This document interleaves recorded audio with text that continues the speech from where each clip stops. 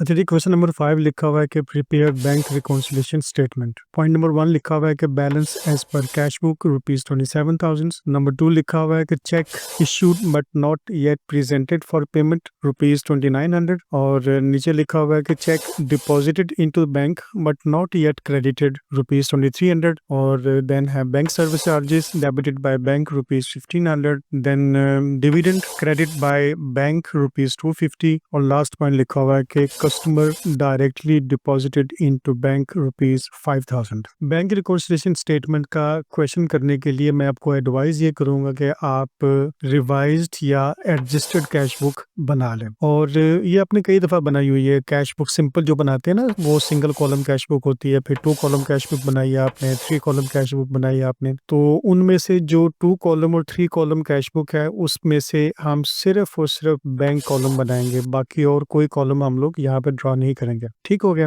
अच्छा, अब क्वेश्चन ये वाला है कि इस क्वेश्चन में दिए गए 6 पॉइंट्स में से वो कौन कौन से पॉइंट्स हैं जो रिवाइज्ड कैश बुक या एडजस्टेड कैश बुक में आएंगे। तो इसका बड़ा सिंपल सा कॉन्सेप्ट है कि हर वो ट्रांजैक्शन जो बैंक ने आपके अकाउंट के साथ की, लेकिन आपको उसका पता तब लगा जब बैंक स्टेटमेंट आपके पास पहुंची। ठीक है, तो उन ट्रांजैक्शंस को रिवाइज्ड या एडजस्टेड कैश बुक में लिख लेंगे और बाकी जो ट्रांजैक्शंस बच जाएंगी उनको बैंक रिकॉन्सिलिएशन स्टेटमेंट में लिख लेंगे। तो चले हम अपनी एडजस्टेड कैश बुक बना लेते हैं और उसका सिर्फ और सिर्फ बैंक कॉलम बनाएंगे। राइट, यहाँ पर डेट लिख लें, पर्टिकुलर्स लिख लें और अमाउंट लिख लें। ये आपकी डेबिट साइड कहलाएगी। डेबिट साइड पर सिर्फ और सिर्फ इनकम्स रिकॉर्ड होती हैं। ठीक है, अब यहाँ पर क्रेडिट साइड पे लिख लेते हैं डेट, पर्टिकुलर्स और अमाउंट्स, और साथ करेंसी लिख लेते हैं रुपीस। क्रेडिट साइड पे हर वो आइटम आएगी जो हमारी पेमेंट कहलाएगी। ठीक है, चलिए पॉइंट नंबर 1 से शुरू करते हैं, जो लिखा हुआ है कि balance as per cash book ₹27,000। अच्छा, इस ट्रांजैक्शन का कॉन्सेप्ट ये है कि ये बेसिकली कैश बुक अकाउंटेंट ने बनाई होगी और जो भी मंथ होगा, वैसे यहाँ मंथ दिया नहीं है, जो भी मंथ होगा उस मंथ के एंड पे इस कैश बुक को क्लोज कर लिया होगा और ये जो 27,000 है ये इसका क्लोजिंग बैलेंस होगा। ठीक है, तो हमने चूंकि रिवाइज्ड या एडजस्टेड कैश बुक बनानी है तो हम लोग इसी बैलेंस को उठाएंगे। जो अकाउंटेंट ने जहां पर बैलेंस छोड़ा है उसी बैलेंस से हम लोग शुरू करेंगे और इसी बैलेंस को हम अपने लिए ओपनिंग बैलेंस लिखेंगे। ठीक है, तो ये यहाँ पे लिख लेते हैं पॉइंट 1, ओपनिंग बैलेंस ₹27,000। अच्छा, देन उसके बाद जो पॉइंट नंबर 4 है, bank service charges debited by bank ₹1500। अच्छा, ये जो बैंक सर्विस चार्जेस हैं ये बेसिकली वो अमाउंट्स हैं कि जो बैंक हमारे अकाउंट से डिडक्ट कर लेता है, काट लेता है। क्यों काट लेता है? बिकॉज बैंक हमें काफी सारी सर्विसेज प्रोवाइड करता है। उन सर्विसेज में बैंक हमारे हो सकता है कि जो बिल्स वगैरह हैं वो पे करता हो, हमें अपनी बैंकिंग सर्विसेज प्रोवाइड करता है,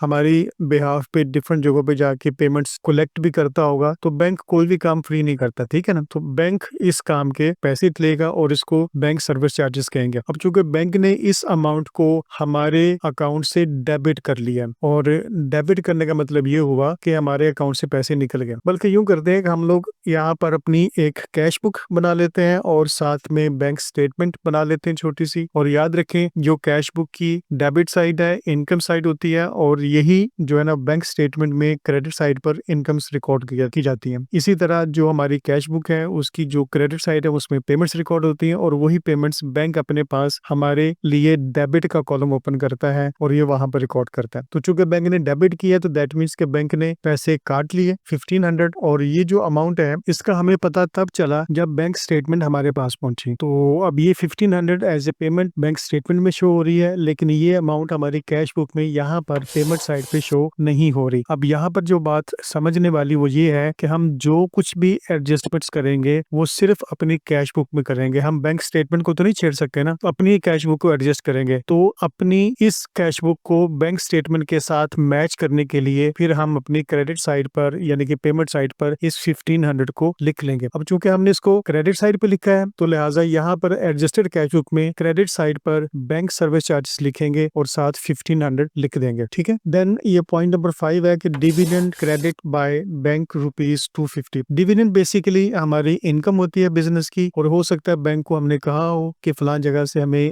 डिविडेंड मिलना है बिकॉज वहां पर इन्वेस्टमेंट की हुई है, तो बैंक ने वहां से जाके पैसे कलेक्ट किए और हमारे अकाउंट में क्रेडिट कर दिए। अब चूंकि बैंक ने हमारे अकाउंट को क्रेडिट डेबिट किया मतलब अब हमारी इनकम बनाया, क्योंकि बैंक क्रेडिट साइड पर हमारे लिए इनकम्स रिकॉर्ड करता है। तो इसका भी हमें पता तब चला जब बैंक स्टेटमेंट हमारे पास पहुंची और ये कि हमारी कैश बुक के साथ मैच नहीं करेगा, तो अपनी कैश बुक को बैंक स्टेटमेंट के साथ मैच करने के लिए इस अमाउंट को हम लोग डेबिट में लिख देंगे ताकि हम भी अपनी इनकम शो करवा दें और यूं हमारी ये चीज मैच हो जाएगी। तो यहाँ पर लिख लेते हैं डिविडेंड और साथ लिखते हैं 250। अच्छा जी, पॉइंट नंबर 6 लिखा हुआ है कि customer directly deposited into bank ₹5000। इसका मतलब ये हुआ कि हमारा कोई क्रेडिट कस्टमर था जिससे 5000 लेना था, उसको हमारे बैंक अकाउंट का पता था, उसने डायरेक्टली हमारे अकाउंट में डिपॉजिट करवा दिया। अब जब हमारे अकाउंट में डिपॉजिट करवा दिए तो जाहिर बात है बैंक ने उस अमाउंट को हमारे लिए क्रेडिट साइड पर लिखा, हमारी इनकम बना दी। और अगेन इस बात का हमें पता तब चला जब बैंक स्टेटमेंट हमारे पास पहुंची और ये इनकम हमारी कैश बुक में शो ही नहीं हो रही। तो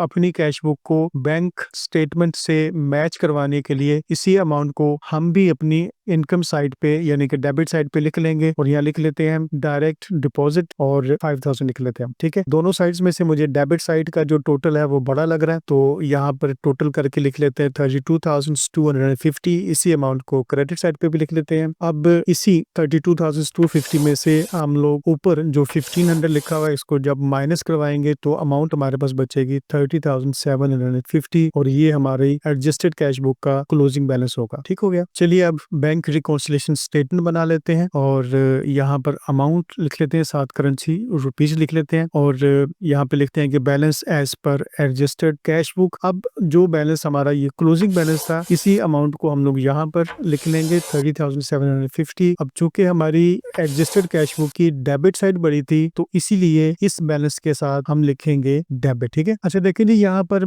नंबर 2 पे लिखा हुआ है कि cheque issued but not yet presented for payment ₹2900। इसका मतलब ये हुआ कि हमने अपने सप्लायर को पेमेंट की, हमने उसको चेक लिख दिया ₹2900 का, लेकिन वो सप्लायर अभी तक हमारे बैंक में गया ही नहीं पैसे लेने के लिए, या उसने अपने बैंक से कहा ही नहीं है कि वो हमारे बैंक से राब्ता करे और पेमेंट लेके उसके अकाउंट में डाल दे। ठीक है, तो इसको भी समझने के लिए हम लोग अगेन यहाँ पर अपनी जो कैश बुक है वो बना लेते हैं और बैंक स्टेटमेंट बना लेते हैं। बाकी आपको स्पेसिफिक मैंने बता दिया है कि इनकम्स और पेमेंट्स यहाँ पर किस किस जगह पर होती हैं। अब चूंकि हमने जब ये चेक इशू किया होगा तो हमारे अकाउंटेंट ने इस अमाउंट को अपनी कैश बुक की क्रेडिट साइड पर एज ए पेमेंट शो कर दिया होगा, लेकिन जब बैंक स्टेटमेंट आई तो उस स्टेटमेंट में ये 2900 की अमाउंट शो नहीं हो रही। क्यों? क्योंकि जो हमारा सप्लायर है वो अभी तक पैसे लेने के लिए गया ही नहीं। That is why bank statement में ये अमाउंट मिसिंग है। तो अब हम लोग चूंकि बैंक स्टेटमेंट में तो कोई चेंज नहीं कर सकते, तो लिहाजा अगेन अपनी ही कैश बुक को एडजस्ट करने के लिए हम क्या करेंगे कि इस अमाउंट को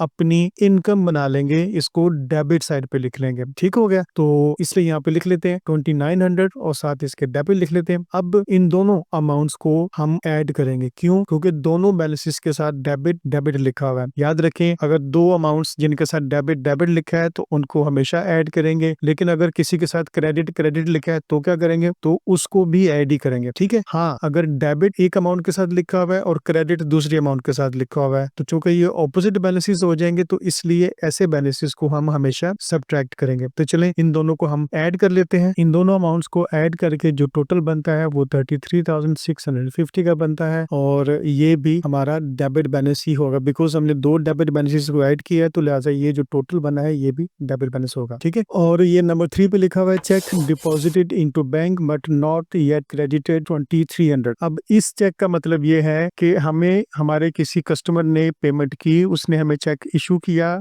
हमारे अकाउंटेंट ने क्या किया कि उस अमाउंट को अपनी कैश बुक की डेबिट साइड पे लिखे तो चेक बैंक में भिजवा दिया होगा कि इस अमाउंट को हमारी इनकम बना दें। लेकिन जब बैंक स्टेटमेंट आई तो पता चला कि वो चेक किसी भी वजह से अभी तक बैंक ने हमारे अकाउंट में क्रेडिट नहीं किया। ठीक है। अब वो वजह मतलब ये भी हो सकती है कि क्या पता वो अभी बैंकिंग प्रोसेस में मौजूद है, या क्या पता कि हमने चेक जो है वो लास्ट डेट पे भिजवाया और साथ ही मंथ क्लोज हो गया, कोई भी रीजन हो सकती सकती है। मतलब ये रिजल्ट निकला कि वो अमाउंट हमारी बैंक स्टेटमेंट में शो नहीं हो रही। ठीक हो गया। अब अगेन हम अपनी बैंक स्टेटमेंट को कुछ नहीं कर सकते, हम अपनी कैश बुक के साथ ही एडजस्टमेंट करेंगे। तो चूंकि हमने इसको अपनी इनकम बना लिया हुआ था, तो अब हम इसको बैंक स्टेटमेंट के साथ मैच करने के लिए इसको क्रेडिट साइड पे लिख लेंगे, और तो हमारी कैश बुक जो है वो बैंक स्टेटमेंट के साथ मैच हो जाएगी। तो लिहाजा यहाँ पे लिख लेते हैं अनक्रेडिटेड चेक, और ये अमाउंट चूंकि हमने क्रेडिट साइड पे लिखी थी, तो लिहाजा यहाँ पे 2300 लिखेंगे और साथ इसके लिखेंगे क्रेडिट। अब देखें, दो ऑपोजिट बैलेंसेस आ गए, इसके ऊपर डेबिट लिखा हुआ है, नीचे क्रेडिट लिखा हुआ है। और मैं अभी आपको बता के हटा हूँ कि अगर दो बैलेंसेस के साथ डेबिट और क्रेडिट लिखा हो, दोनों ऑपोजिट हो, तो फिर इन दोनों बैलेंसेस को आपस में सब्ट्रैक्ट करेंगे। तो इनको सब्ट्रैक्ट करने के बाद जो अमाउंट बनती है वो बनती है 31,350, और